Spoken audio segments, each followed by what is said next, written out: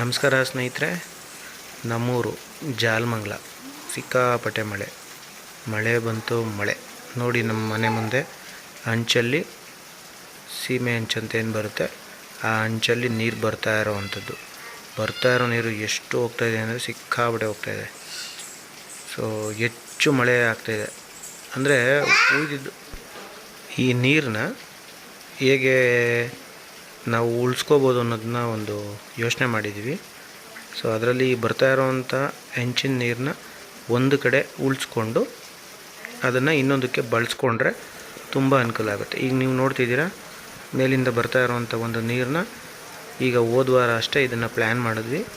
So ಬರ್ತಾ ಇರೋವಂಥ ನೀರನ್ನೆಲ್ಲ ಒಂದು ಕಡೆ ಬಿಟ್ಟರೆ ನೋಡಿ ಇಷ್ಟೊಂದು ನೀರು ಬರುತ್ತೆ. ಸೊ ಇದು ಒಂದೇ ಒಂದು ಸೈಡು ಬರ್ತಿರೋವಂಥದ್ದು. ಇದನ್ನು ಪೂರ್ತಿ ಮನೆಗೆಲ್ಲ ನೀರನ್ನ ಈ ಥರ ತಗೊಂಡ್ರೆ ಎಷ್ಟು ನೀರು ಬರಬಹುದು. ಇಷ್ಟೊಂದು ನೀರನ್ನ ಉಳಿಸ್ಕೊಳ್ತು ಅಂತಂದರೆ ತುಂಬ ಅನುಕೂಲ ಆಗುತ್ತೆ. ಸೊ ರೈನ್ ಹಾರ್ವೆಸ್ಟಿಂಗ್ ಅಂತ ಏನು ಹೇಳ್ತಾರೆ, ಸೊ ಅದು ತುಂಬ ಮುಖ್ಯ ಎಲ್ರಿಗೂ ಅನ್ನೋದು ನನ್ನ ಒಂದು ಭಾವನೆ. ಸುಮ್ಮನೆ ಏನೋ ವಿಡಿಯೋ ಮಳೆ ಬರ್ತಾಯಿದೆ ಅನ್ನೋದಕ್ಕೋಸ್ಕರ ವಿಡಿಯೋ ಮಾಡಿದ್ದಲ್ಲ, ಒಂದು ಒಳ್ಳೆ ಥಾಟ್ ಬಂದಿದೆ, ಅದನ್ನು ಮಾಡಬೇಕು ಅಂತಿದ್ದೀನಿ, ಮಾಡ್ತೀನಿ. ನೀರನ್ನ ಉಳಿಸೋಣ.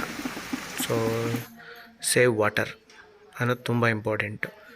ಎವ್ರಿ ಡ್ರಾಪು ನೀರು ಕೂಡ ನಮಗೆ ತುಂಬ ಇಂಪಾರ್ಟೆಂಟ್ ಆಗುತ್ತೆ. Thank you.